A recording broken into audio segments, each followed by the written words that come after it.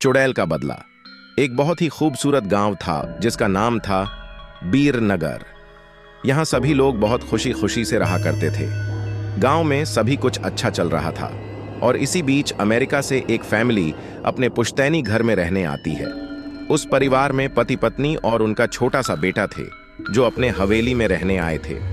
सभी के आते ही गांव वालों में खुशी की लहर दौड़ पड़ी, क्योंकि यह फैमिली कोई और नहीं बल्कि इसी गांव में रहने वाले एक पुराने जमींदार की थी और गांव वाले उनकी बहुत इज्जत करते थे। सब कुछ ठीक चल रहा था, लेकिन अचानक एक दिन इस परिवार के बच्चे की तबीयत अचानक बिगड़ने लगती है। सभी को लगता है मौसम का परिवर्तन हुआ होगा, लेकिन बात तो कुछ और ही थी। धीरे धीरे लड़के का चेहरा नीला पड़ने लगा। आनन फानन में परिवार ने डॉक्टर को बुलाया और डॉक्टर को भी कुछ समझ नहीं आया तो उसने पास में ही बने एक हॉस्पिटल में उन्हें स्वास्थ्य परीक्षण के लिए आमंत्रित किया ताकि बच्चे की बीमारी का पता लगाया जा सके। परिवार ने डॉक्टर की सलाह अनुसार हॉस्पिटल जाना जरूरी समझा। सारे परीक्षण होने के बाद भी कुछ नहीं हासिल हुआ। जैसे ही सारा परिवार गांव पहुंचा तो गांव के कुछ बुजुर्गों ने बच्चे की हालत देखकर उन्हें ओझा के पास जाने को कहा। आज भी गांवों में पुराने रीति रिवाज के अनुसार झाड़ फूंक करके इलाज करने की प्रथा कायम है। परिवार सभी सदस्य बच्चे के लिए ओझा के पास भी जाने को तैयार हो गए। गांव के पास ही पहाड़ी में एक बाबा रहते थे जो कि काली विद्या में भी माहिर थे। जैसे ही उनके आश्रम की सीढ़ियों में वह बच्चा अपने परिवार के साथ पहुंचा तो ओझा जोर जोर से चिल्लाने लगे, तू क्यों आई है? इतने बरसों के बाद भी तेरा बदला शांत नहीं हुआ।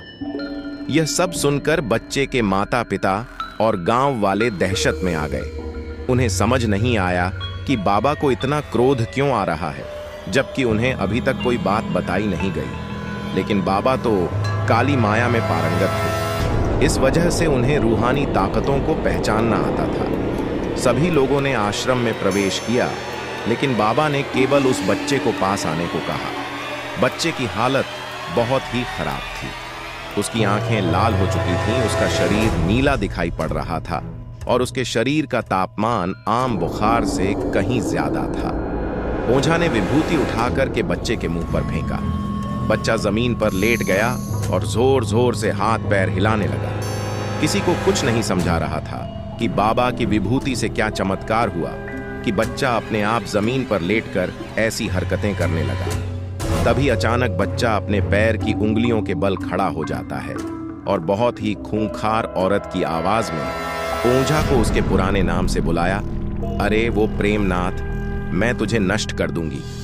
लड़के का ऐसा स्वर सुनकर उसके माँ बाप घबरा गए। लड़के को इस अवस्था में देखकर उन्हें कुछ समझ नहीं आ रहा था कि ऐसा क्यों हो रहा है। तभी ओझा ने एक मंत्र पढ़कर बच्चे को अपने काबू में किया। सारे गांव वाले ओझा से पूछने लगे, बाबा ये सब क्या है? ये बच्चा ऐसा क्यों कर रहा है? तभी ओझा ने बताया कि इसके अंदर कोई चुड़ैल आ चुकी है जो कि आज 70 साल पहले चोरी के आरोप में जिंदा जला दी गई थी। उसे ऐसी सजा देने वाले कोई और नहीं बल्कि इसी बच्चे के दादाजी थे और वह चुड़ैल अपना बदला लेने इसलिए आई है क्योंकि वह गर्भवती अवस्था में जिंदा जली थी और उसके कोख में पल रहा मासूम बच्चा भी जल गया। इसी वजह से वह उस वंश बच्चे को भी दर्दनाक मौत देना चाहती है ताकि उसका बदला पूरा हो सके। ये सारी कहानी जानने के बाद उसके परिवार वाले ओझा के सामने गिड़गिड़ाने लगे और अपने बच्चे की जान की भीख मांगने लगे। तभी ओझा ने अपनी घोर तपस्वी शक्ति से मंत्रों के उच्चारण के साथ उस चुड़ैल को मासूम बच्चे से बाहर निकाल दिया और कुछ ही क्षणों में बच्चा सामान्य हालत में आने लगा। सभी को लगा कि सब कुछ हमेशा के लिए ठीक हो गया, लेकिन यह तो एक शुरुआत थी।